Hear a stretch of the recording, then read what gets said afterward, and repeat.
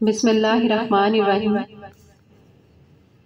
अल्लाहुम्मा सल्ली अला सय्यदिना व मौलाना मुहम्मद व अला आलि मुहम्मद कमा सल्लैता अला इब्राहीम व अला आलि इब्राहीम इन्नका हमीदुम मजीद।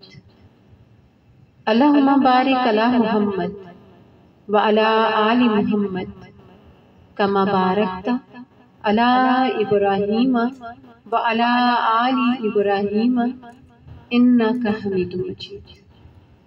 अस्सलामु अलैकुम व रहमतुल्लाहि व बरकातुहू। हम मुसलमानों के यहाँ 2 महीने ऐसे आते हैं जो कि इस्लामिक पॉइंट ऑफ व्यू से बहुत इम्पोर्टेंट होते हैं, मगर कंट्रोवर्सीज भी चल रही होती हैं। ये मुसलमानों की बदबख्ती की एक निशानी है, जिनमें से एक माह रबीउल अव्वल है, माह पुरनूर, और एक मुहर्रमुल हराम। इन दोनों की निस्बत कोई भी मुसलमान समझ सकता है, मगर उस एक महीने में ये इतराज़ात उठाए जा रहे होते हैं कि आप सल्लल्लाहु अलैहि वसल्लम इसी महीने में तशरीफ़ लाए, इसी महीने में बज़ाहिर पर्दा पोशी हुई, तो ये क्यों, इसको सेलिब्रेट क्यों किया जाता है। इस पे इंशाल्लाह उसी महीने में बात होगी, बशर्ते हयात। अगर मेरी ज़िंदगी हुई तो ज़रूर इस पे बात करेंगे और ठीक ठाक बात करेंगे इंशाल्लाह। फ़िलहाल मुहर्रमुल हराम के हवाले से बात होगी।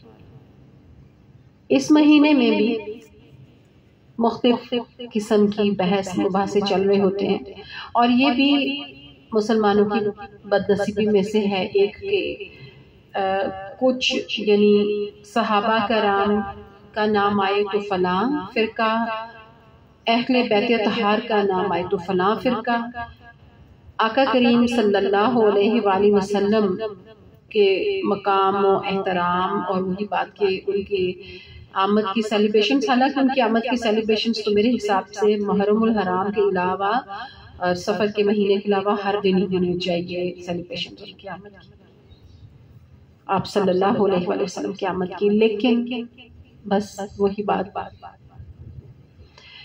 बाज़ औक़ात खुश नसीबियाँ नवाजती जाती हैं और बाज़ औक़ात बदनसीबियाँ आड़े आती हैं।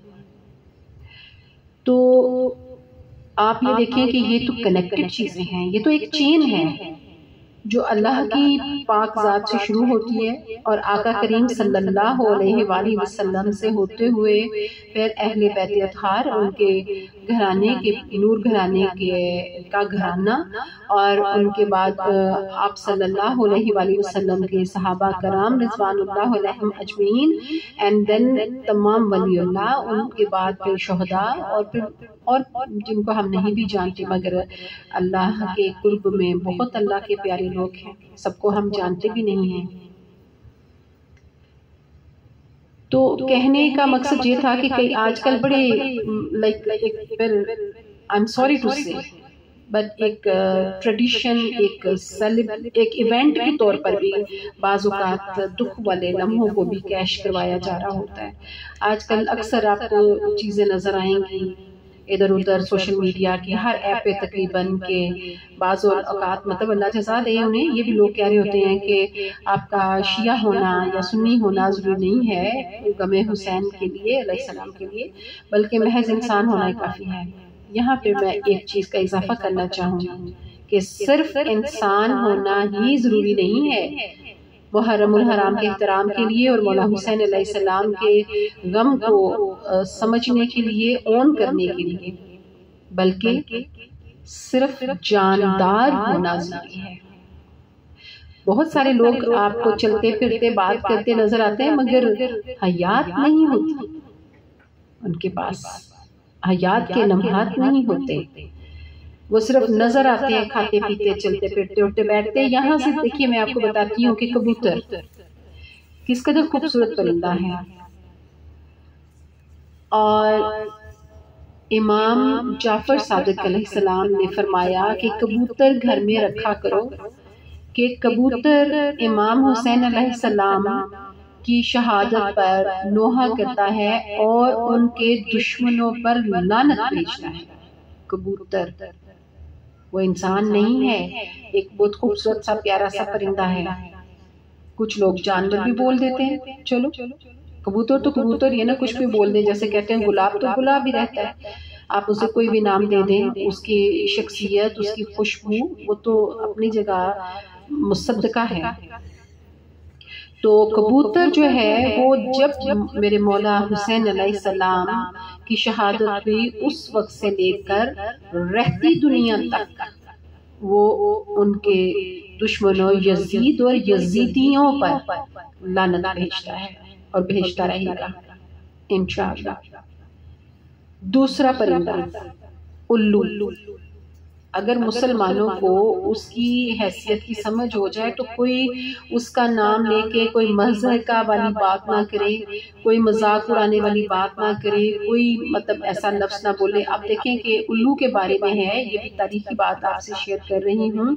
शुक्र अल्हम्दुलिल्लाह कि अल्लाह पाक ने मुझे ये तौफीक अता फरमाई, मुझे चुना कि मैं अपने लेवल पर जहाँ भी हूँ, जितनी मेरी हैसियत और औकात है उसके मुताबिक मैं कम अज़ कम, उसने मुझे आवाज़ दी बोलने के लिए, उसने मुझे सोर्स दिया जो भी जितना भी, तो मैं इन मौज़ूआत पर बात करती हूँ। मेरे लिए ये एक दुनिया के बादशाहों से बड़ी बात है। अल्हम्दुलिल्लाह अल्हम्दुलिल्लाह। अल्लाह पाक मेरी औलाद को भी ट्रांसफर करे ये एजाज, ये एजाज, आमीन सुम्मा आमीन। तो आप देखिए कि उल्लू जो है जब 9 मुहर्रम की शाम थी तो उल्लू जो है पहले यानी वाक़या करबला से पहले वो आबादियों में रहता था। वो जहाँ चंद लोग बैठे हुए देखता था खाते पीते वहाँ पे आके बैठ जाता था और फिर लोग उसको कुछ मतलब अपने खाने में से कुछ दे देते थे, कुछ पानी दे देते थे, वो खा पी के और चला जाता था वहाँ से। तो वो एक हैप्पी बर्ड था, ठीक है। और 9 मुहर्रम उसको वो मौला हुसैन अलैहिस्सलाम के पास गया। परिंदों को याद रखिएगा, कभी ना भूलिएगा, आज के परिंदे भी सब कुछ महसूस करते हैं और फिर जिनके पास वो होते हैं उन्हें वो अपने तरीके से बताते हैं। और जो यानी जैसे कि फर्ज करें मैंने पेट रखे हुए हैं परिंदे कुछ इकसाम के, अल्हम्दुलिल्लाह माशाल्लाह, तो वो जब घर में जैसा यानी माहौल होता है तो उनके मूड्स भी वैसे होते हैं। जैसे कि कुछ अर्सा पहले मुझे कुछ दिनों के लिए ऑन बेड रहना पड़ा और लाइक मेरे बच्चे भी बताते थे कि मम्मा जानी बर्डीज बोलते ही नहीं हैं, बर्डीज बहुत अपसेट हैं। और जब फिर मैं दोबारा अल्लाह के फजलो करम से जिंदगी की तरफ वापस आई और जब मैं उनके केजेस के पास पोर्च में जहाँ उन्हें रखा हुआ था उनके घर, तो जब मैं वहाँ पे जाके उनके पास बैठी तो अगर मेरे लिए मुमकिन हुआ तो मैं अपने चैनल पे वो फोटो आप सबके साथ शेयर करूंगी कि वो कैसे सारे बर्डीज फ्रंट पे अपने केजेस के फ्रंट पे जो वो लाइक वॉल्स जालियां सी जो होती है ना वहां पे आके लाइन बना के सारे बैठ गए एंड देवर मतलब वो मेरे साथ बात कर रहे थे और एक्सप्रेस कर रहे थे अपनी फीलिंग्स और मेरी मोहब्बत को वसूल कर रहे थे और अपनी मोहब्बत मुझे दे रहे थे। और जो बीच में थोड़ा मैंने प्रॉब्लम वाला टाइम गुजारा वो उसको महसूस कर रहे थे। और बल्कि जब मैंने सर्जरी के लिए जाना था तो मैं उनके पास गई और मैंने उनसे कहा कि मेरे लिए दुआ करना, और उन्होंने आगे मुझे रिस्पॉन्स किया, उन्होंने मेरे लिए दुआ की। रिश्ते ये होते हैं। तो हम तो हाके पा भी नहीं हैं, ना हम ना हमारे अबाव अजदाद।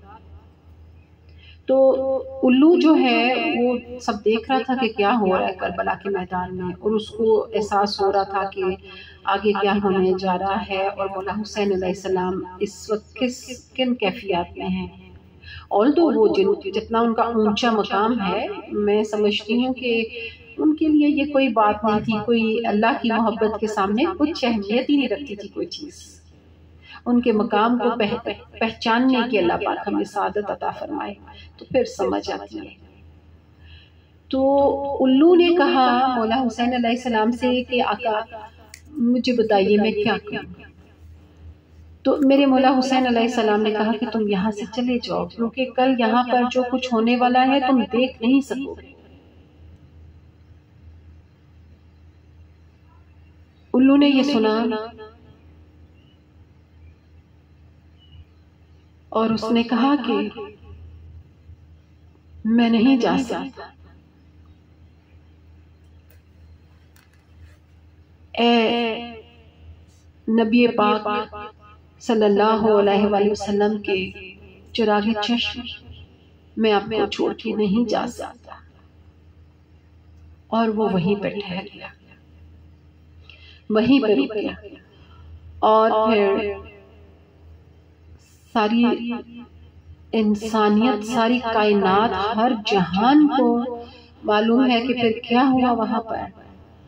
और जब मेरे मौला हुसैन अलैहिस्सलाम की शहादत हो गई तो उल्लू वहां से ये कहकर चला गया कि तुम इंसान इस काबिल नहीं हो कि तुम लोगों के साथ रहा जाए, और अब मैं कभी तुम लोगों की आबादियों की तरफ नहीं आऊंगा। ये जो पीछे यजीदी थे ना, उनसे उसने कहा और वहां से चला गया। वो दिन और आज का दिन, वो कभी इंसानी आबादियों की तरफ नहीं आता, और डे टाइम वो अपने घोंसले में से निकलता ही नहीं।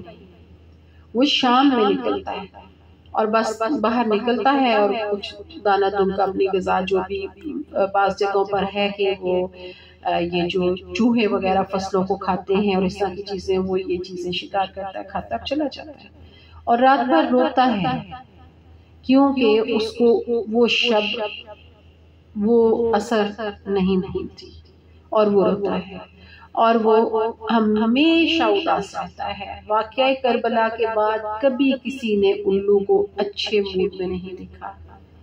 अज़ान शुरू हो गई है, इंशाल्लाह नेक्स्ट अपलोड में यहीं से बात शुरू करूंगी। वमा अलैना इल्लल बालागुल मुबीन। अस्सलामु अलैकुम।